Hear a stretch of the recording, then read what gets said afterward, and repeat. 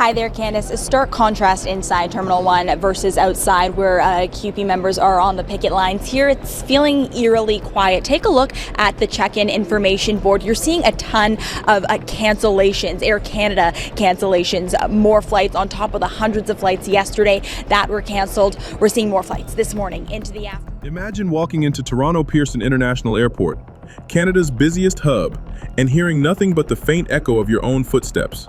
No roaring engines, no boarding calls, no families rushing to catch flights, just silence.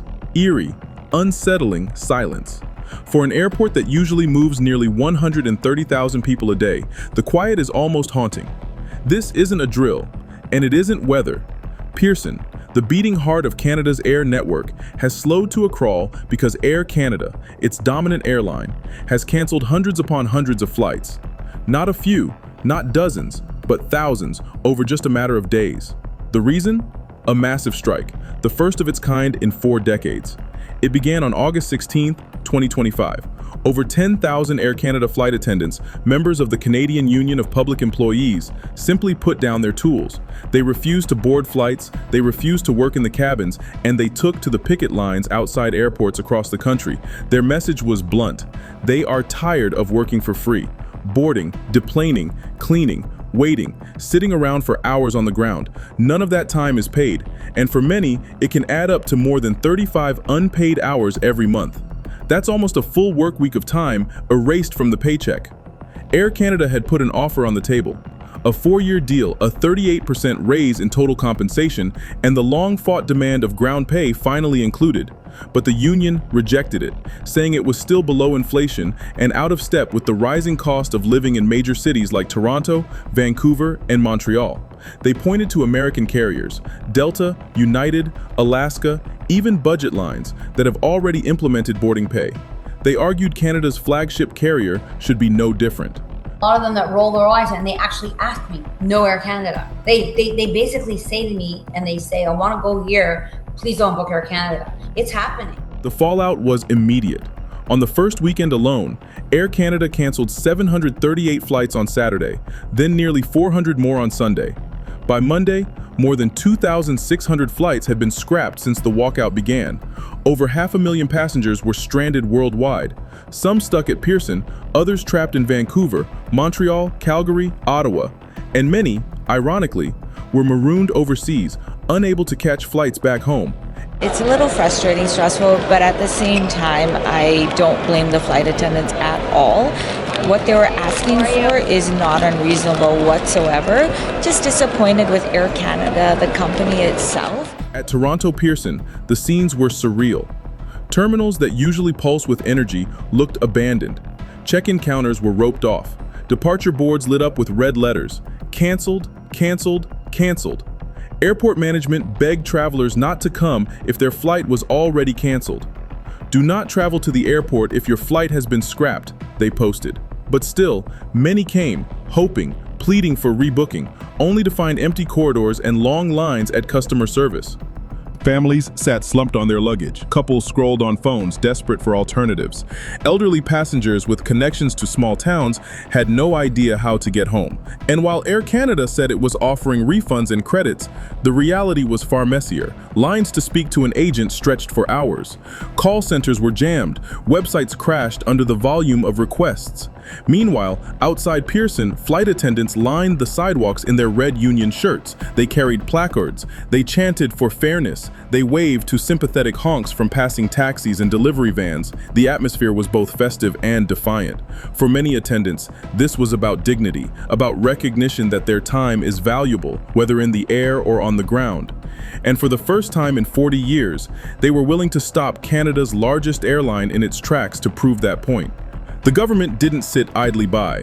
Within hours of the strike, the Canada Industrial Relations Board issued not 1, but 2 back-to-work orders, declaring the walkout illegal. But CUPE refused to cave. Their national president, Mark Hancock, stood outside Pearson and told reporters, quote, "If it means folks like me going to jail, then so be it."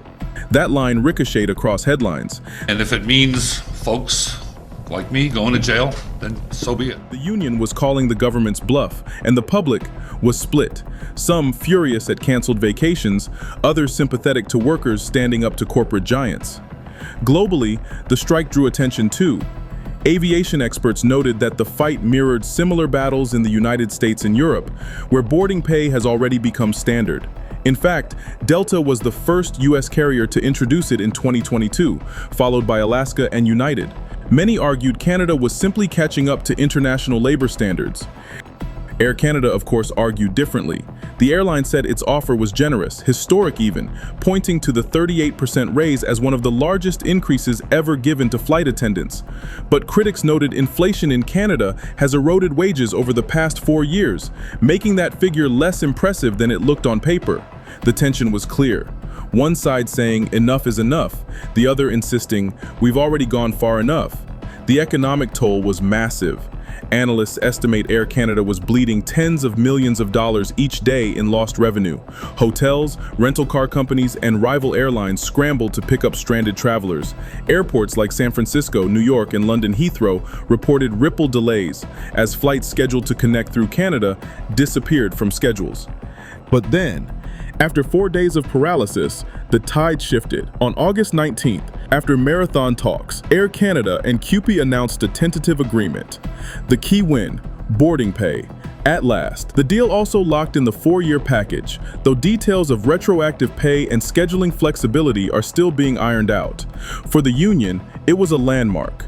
For the airline, it was damage control. For passengers, it was simply relief. Flights began to resume that very evening, though Pearson officials warned it could take up to 10 days before schedules fully normalized.